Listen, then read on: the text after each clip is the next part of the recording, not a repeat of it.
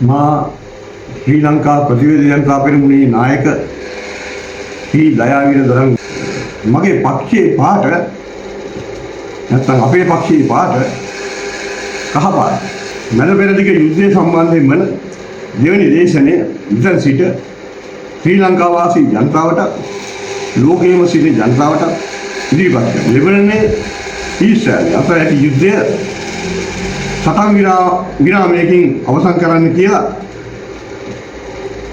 හදත් ඉස්බල්ලා සංවිධානය කියනවා. යුද්ධයෙන් ඊශ්‍රායලය ඉවත් වුණා සටන් කරනවා කියලා ලෙබනන් ජනාධිපතිවරයා කියලා තියෙනවා.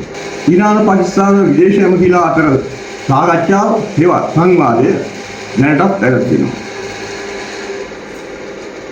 ඇමරිකාව යුද්ධය සම්බන්ධයෙන් පාකිස්තානයේ සමග සාකච්ඡා කිරීම ප්‍රතික්ෂේප කරනවා. ගෙරි ෆ්‍රැන්ච් කියන්නේ ඇමරිකාවේ උපජනාධිපති. මේ වන විට ඕමන් බොක්කේ ඇමරිකාව සැරිසරනවා. ඇමරිකාවේ මධ්‍යම නිලධාරිය යුද්ධය සම්බන්ධයෙන් විශේෂ ප්‍රකාශ කරලා තියෙනවා. ඇමරිකාව මේ වන විට ඉරාන නැව් වලට බාධා ඇති කරලා නැහැ. ඒ නිසා තවමත් ඉරාන නැව් ඕමන් බොක්ක හරහා ගමන් කරනවා කියලා ඒගොල්ලෝ කියනවා. ඉරාන මධ්‍යම හමුදා මුලස්ථානයේ කියනවා මේ වන විට ඉරානයේ ඉස්ලාමාබාද් අගනුවරට පැමිණීම ප්‍රතික්ෂේප කරලා තියෙනවා කියලා. ඇමරිකාව හා ඊශ්‍රායලය ඒකාබද්ධව ඉරානයට විරුද්ධව මේ වන විට සටන් පහර එල්ල කරලා තියෙනවා කියලා ඉරානය කියනවා. එය ඉදිරියටද එසේම කළ යුතුයි කියලා පාකිස්තානයේ ජනාධිපති ශරීෆ් පාකිස්තානයේ ප්‍රධාන හමුදා නිලධාරියා වන අනිල් මූනිස් කියලා කියනවා. ඉරානය විසින් පර්සියානු අයට හෝමුස් සමුද්‍ර සංධියට ඒම යලි අවහිර කරලා තියෙනවා. පෙරදිග සාමෝන්සුම පිළිබඳව තවදුරටත් ශ්‍රී ලංකාවේ හා ලෝකයේ අනිකුත් සියලුම රටවල් වල ජනතාව දැනුවත් කරන්න කැමතියි. නමුත් ඊට පෙර ශ්‍රී ලංකා වාසී ජනතාවගේ ලෝකයේම සිටින සියලුම ජනතාවට මේ යුද්ධය ඇතිවීමට හේතුව සම්බන්ධයෙන් යම්කිසි වැදගත්ම දෙයක් පැහැදිලි කරලා දීලා ලෝකයේම සිටින සියලුම ජනතාව දැනුවත් කරන්න මා කැමතියි. මුග්ධ භාවයේ ප්‍රතිඵල අනර්ථකාරී. මුග්ධ භාවයේ ප්‍රතිඵල විනාශකාරී. මොඩකමේ ඒ කියන්නේ මේ විදිහට තවත් අර්ථකථනය කරනවා නම් මොඩකමේ ප්‍රතිඵල අනර්ථකාරී. මොඩකමේ ප්‍රතිඵල විනාශකාරී. යන මේ සත්‍ය වදන් වලට අනුව මේ යුද්ධය සමතයකට පත් කර විනාශ වී යන මේ ලෝකයේ සියලුම මිනිසුන් සහ සත්වයින් බහන් සම්පත් විනාශය කරා යාම වැළැක්වීමට ගත් ක්‍රියාමාර්ගයක් බව මා සන්තෝෂයෙන්ම ලෝකයේ සියලුම ජනතාවට දන්වන්න කැමතියි. මේ ලෝකයේ ඉපදී සිටින සෑම මිනිසෙකුටම මොලයක් තියෙනවා. මේ මොලේ හැදිලා තියෙන්නේ මේ කියන ශරීර කොටස් වලින්. ඒ තමයි අපගේ හිසේ ඇතුලේ තිබෙන ඒ කියන්නේ ඒක මොලේ විග්‍රහ වර්ග කරනකොට වර්ග කිරීමේදී එකක් කොටසක් හඳුන්වනවා මස්තිෂ්කය. අනිත් කොටස හඳුන්වනවා අනුමස්තිෂ්කය. තවත් කොටසක් තියෙනවා මධ්‍ය මස්තිෂ්කය. ඊළඟට වැරෝලි සීප්පු. සහ සුසුම්නාශීකය. යන මේ කොටස් වලින් තමයි මේ මොලය හැදිලා තියෙන්නේ. මේ කොටස් වලින් ප්‍රධාන කාර්යයන් සිදුවන කොටසක් තමයි සුසුම්නාශීකය කියලා කියන්නේ. මේ සුසුම්නාශීකයේ ඇතුලේ තියෙනවා උපාගමය හා නියුරෝන යනුවෙන් හඳුන්වන ලබන දේවල්. මේ නියුරෝන ඇතුලේ ශ්වේත ද්‍රව්‍ය හා දූෂක ද්‍රව්‍ය කියලා ද්‍රාවණ දෙකක් තියෙනවා. මේ ශ්වේත ද්‍රව්‍ය ඉංග්‍රීසියෙන් හඳුන්වනවා white matter කියලා. මොකද්ද කියන්නේ white matter? ඒ වගේම දූෂක ද්‍රව්‍ය ඉංග්‍රීසියෙන් හඳුන්වනවා grey matter කියලා. දූෂක ද්‍රව්‍ය ඒවා grey matter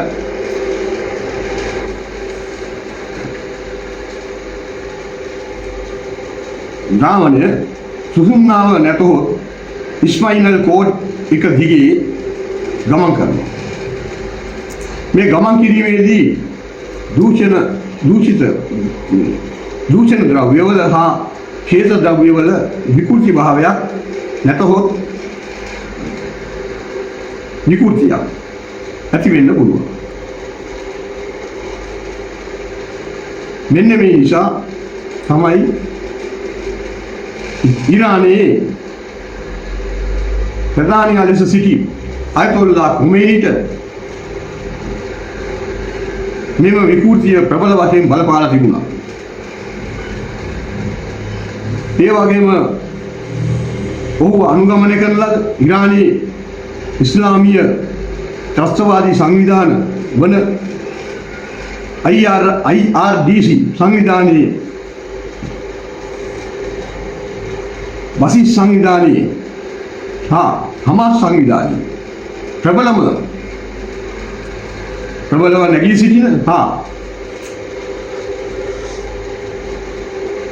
එම සංවිධාන පාලනය කරන අයට ආගමික උග්‍ර ආගමික අන්තවාදී උමතුවක් නැතහොත් මොරාල් එකක් හැදිලා තියෙනවා.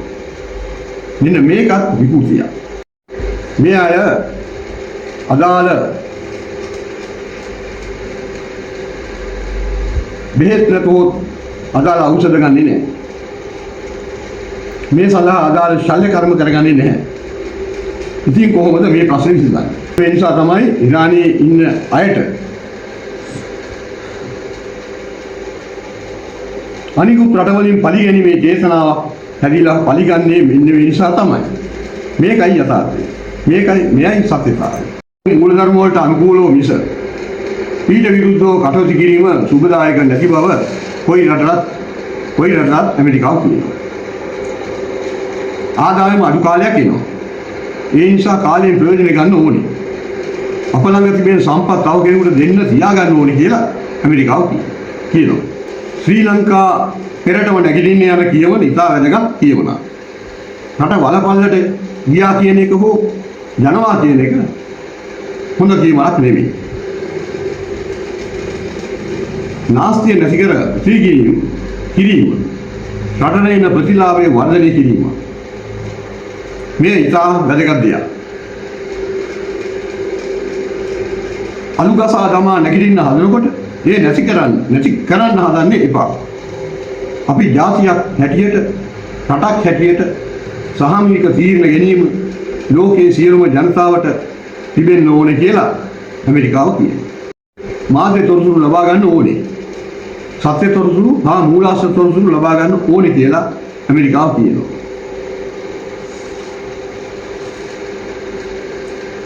2026 අප්‍රේල් 23 වෙනි දින ශ්‍රී ලංකාවේ අනුරාධපුරයේදී මෙම යුද්ධයේ සාමය ඇති කිරීම සඳහා බුදුරජාණන් වහන්සේගෙන් සහ සියලුම දෙවිවරුන්ගේ ශ්‍රී ලංකා වාසී බහුතර ජනතාව පිහිට පැතුවා. 2026 අප්‍රේල් 20 වෙනි දිනයෙන් පසුව සාම සාකච්ඡාවට කල් දෙන්නේ නැහැ කියලා ඇමරිකාවේ ජනාධිපති ඩොනල්ඩ් ට්‍රම්ප් කිව්වා. ඇමරිකාවේ නැව් ඉරානය කරා එන්නේ නැත්නම් මේ යුද්ධය නැවැත්වීම පිළිබඳව සලකා බලනවා කියලා ඉරානය කියනවා. මේ සම්බන්ධයෙන් රොයිටර්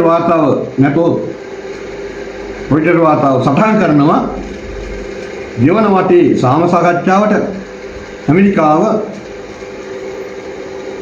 එන්නේ නැති බව පිළිබඳව. පාකිස්තානයේ මාෂල් ඇමරිකාවේ ජනාධිපති වන ට්‍රම්ප්ට කිව්වලු පාකිස්තානයට ඉරානයෙන් තෙල් ලබා ගැනීම සඳහා ඉරානයට ඇමරිකාව ගම ඇති නාවික ලොකෙට් එක ඉවත් කරන්න කියලා. සම් විරාමය සඳහා සති දෙකක සහන කාලයක් ඉරානයට දුන් බව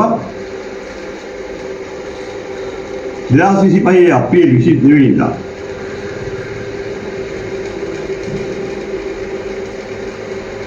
ඒ කියන්නේ අඟහරුවාදාට එහෙම නැත්නම් බදාදා දිනේට අලු වෙනවා. 3:30 පසු ඒ දීර්ඝ කරන්නේ නැති බව ඇමරිකාව කියනවා. කියලා තියෙනවා. මේ යුද්ධය ලෝක වෙළඳ පොළට බොරතෙල් ප්‍රශ්නේ ඉවත් වන ප්‍රශ්නයක් ලෙස හා ජවන්ත ආහාර අර්බුදයකට අනතුරු ඇඟවීමක් කරනවා. බලශක්ති අර්බුදය අද හෙටද අනිද්දාද නවතීද කියලා කියන්න බෑ. ඒක කිසියෙකුට කියන්න බෑ. ලෝක බලවතුන්ගේ මේ ප්‍රශ්නේට පාකිස්තානයේද විසඳිය නොහැකි බව පේනවා. ඉරානයේ කතානායක මේ යුද්ධය සම්බන්ධයෙන් කියන්නේ වැරැද්දක් උඩ කරන තවත් වැරැද්දක් හැටියටයි මේ හඳුන්වලා දීලා තියෙන්නේ. ඉරානයේ හමුදා ශක්තිය විනාශ කරලා තියෙනවා කියලා කියනවා. ඉකරගෙන යනවා කියලා ඇමරිකාව කියනවා. හෝමුස් සමුද්‍ර සංධියේ ප්‍රශ්නේ විසඳන්න අපි කැමතියි කියලා ඉරානය කියනවා. නමුත් අපිට සතුරුකම් කරන අයට මේ ලබා දෙන්න අපි කැමති නෑ කියලා තමයි ඉරානය කියන්නේ. නීති හා ව්‍යාපාරිපාටි වලට පමණයි අපි ක්‍රියා කරන්නේ කියලා ඉරානය කියනවා. තර්ජන වලට අභියෝග වලට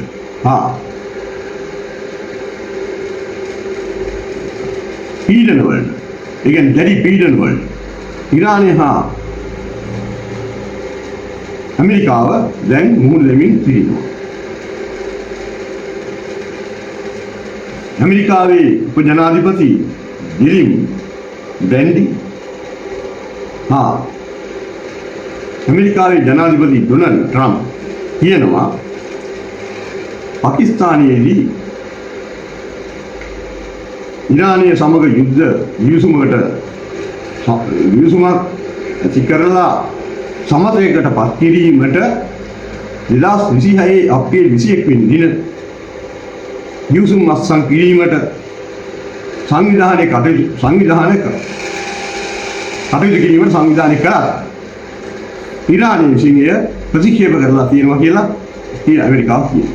ඉරානය කියන අලුත්ම කතාව තමයි ඇමරිකානු හමුදා ඉරාන ගොඩවින් ආක්‍රමණය කරගෙන යනවා කියන එක. ඉරාන යුද්ධය ශ්‍රී ලංකාවට කොයි ආකාරයකට බලපායිද කියලා දැන්ම කියන්න බෑ. කාවේ ජෙලිඩ් ග්ලන්ඩි උපජනාධිපතිවරයා සාමගික විසඳුම සඳහා පාකිස්තානයේ පැමිණෙන්නේ ඉරානයේ ගන්නා ක්‍රියාදාමය අනුව බව ඇමරිකාව කියනවා. ඉරානයේ IRGC සහ බසිස් කියන මර කල්ලි සංවිධාන පිළිබඳව අනාගතයේදී ලංකාව කොයි විදියට කටයුතු මේ සම්බන්ධයෙන් කටයුතු කරයිද කියන ප්‍රශ්නයක් වෙලා තියෙන බව පේනවා. ඇමරිකාවෙන් අහනවා ඉරානයට මෙච්චර ගහලා ඇමරිකාවට ඉරානය තාමත් මෙල්ල කරන්න බැරි වුණා නේද කියලා. නසීර් කියන අය අහනවා. ඉරානයේ IRGC යට ඇමරිකාව ඊශ්‍රායල පහර 10,000ක් එල්ල කරලා තියෙනවා. ඉරානයේ උත්තරීතර නායකයා යටතේ ඇති පෞද්ගලික හමුදාවල IRGC හා බසිස් යන ත්‍රස්තවාදී කල්ලි දෙකට ඉරාන ජනාධිපතිවරයාට නියෝග දෙන්න බෑ. ඥානය සහ